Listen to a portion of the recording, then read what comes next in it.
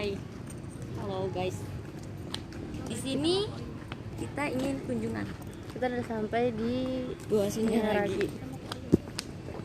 Oke, jadi kalau di sini Gua Sunyaragi ini atau nggak bisa dibilang taman wisatanya, tempat Gua Sunyaragi ini berletak di Jalan Brigjen Darsono di Jalan Pantura.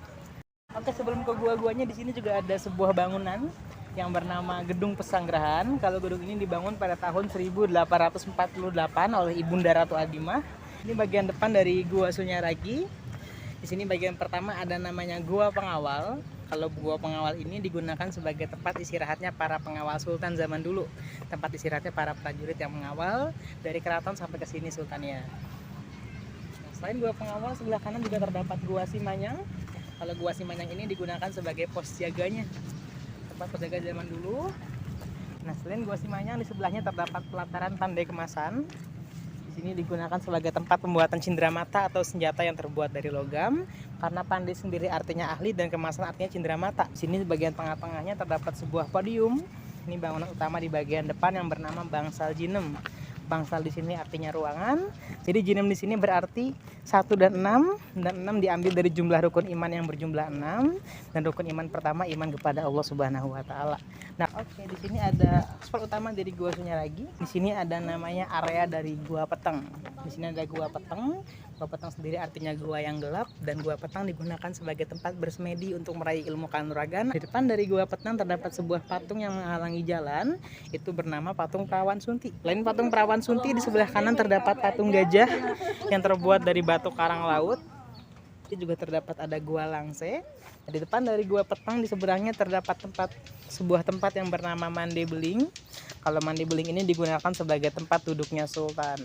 Mande sendiri berarti tempat duduk, dan beling ini karena terbuat dari marmer. Dan pada zaman dulu marmernya selalu dibersihkan sampai menjadi seperti kaca, jadi mengkilap seperti beling. Samping dari Mande Beling ada dua gua lagi. Yang ujung sebelah kanan ada namanya Gua Pawon.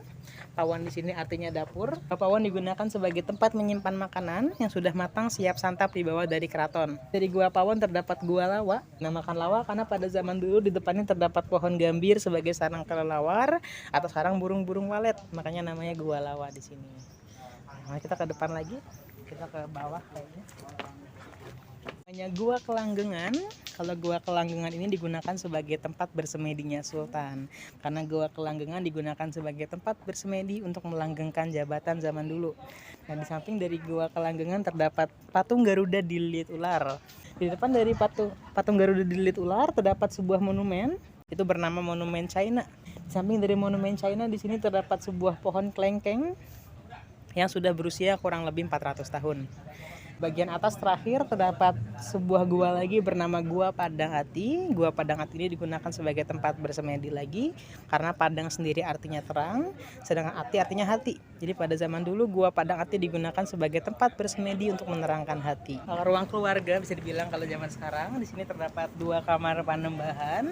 Ini sebelah kanan terdapat kamar kaputran, sedangkan sebelah kiri ada kamar kaputren buat anak perempuannya. Kalau kamar laki-laki terbuka seperti ini, kalau kamar perempuan tertutup. Nah, ini bagian belakang terakhir ada namanya Gua Arga Jumut yang bentuknya kayak wajah barongsai. Arga di sini artinya besar atau hidangan, sedangkan kalau jumut adalah mengambil. Jadi Gua Arga Jumut ini di bagian dalamnya digunakan sebagai tempat perjamuan makanan besar bagi para tamu dan keluarga sultan di dalam. Nah, yang uniknya lagi di dalam dari Gua Arga Jumut terdapat 2 pintu. Yang dimana pintunya bisa nembus ke Mekah sama ke Cina gitu di bagian dalam dari Gua Arga Jumut ini.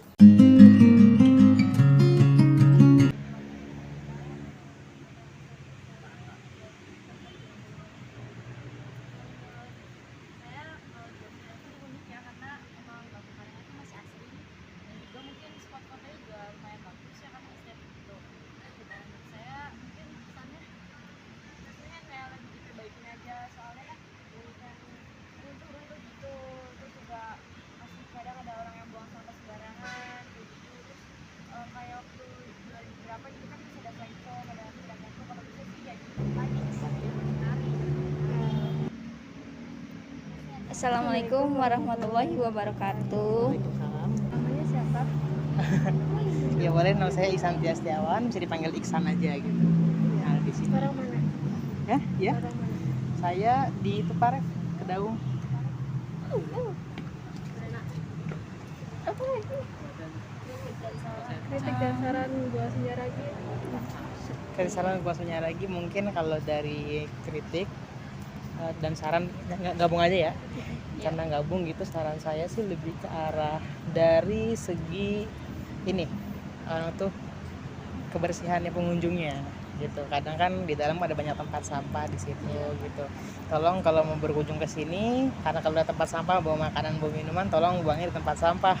Gitu, kadang ada yang diselip-selipin di sela-sela batu karangnya, kadang ada juga yang asal buang aja. Ini kan ada air juga di dalam. Takutnya kalau misalkan kita buangnya ke air itu ngotorin seluruh airnya gitu.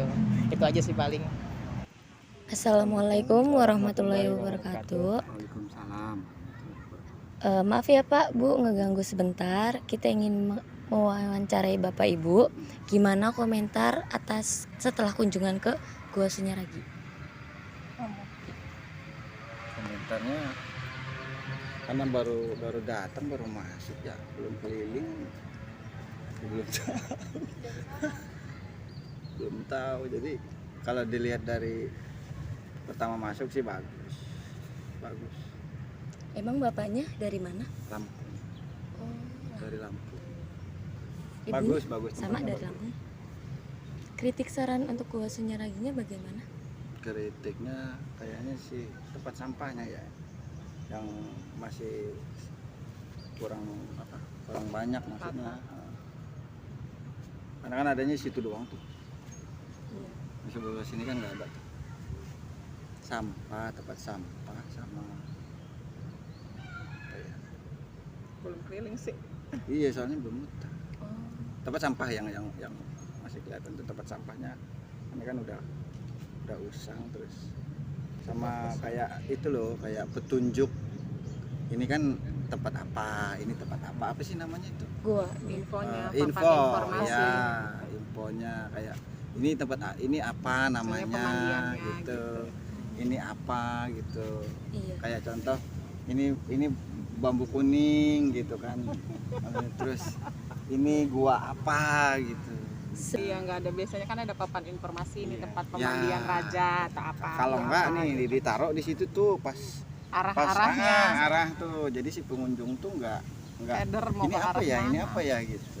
Enggak asal ngambil spot. Kayak itu, kayak teater misalnya kan. Misal itu tuh yang spot yang itu, Ya. misal. Kayak gitu.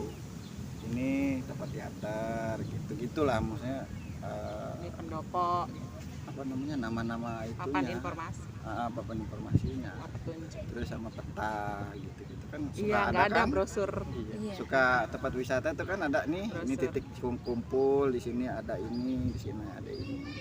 Di sini ada Pak Marjono, ada Pak Marjuki gitu. Kan ketahuan kan? Di sini nggak ada. Pas saya masuk tadi saya lihat loh nggak ada. Takutnya orang nanti nggak bisa keluar. Bingung nyari rumahnya di mana.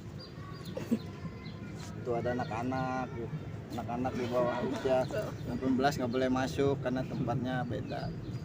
18 plus. Ya gitu-gitulah. Gitu. Itu apa? Saran ya? Saran. Iya, sarannya. Kalau kritiknya petugasnya itu harus pakai seragamnya beda. Entah itu petugas kebersihannya, entah itu petugas Petunjuk juga biar penerimanya. gampang. Terus yang fotografernya itu dikasih kayak apa, mata kucing itu loh, kayak pokoknya seragam itu harus ada, karena biar si pengunjungnya bisa ngebedain. Ntar salah nyuruh orang lagi, mas nggak taunya bukan saya. Kan tensin juga. Nah itu tugas tuh. Apa itu ya, kritik ya. Iya, Iya, kritik. kritik itu kekurangannya.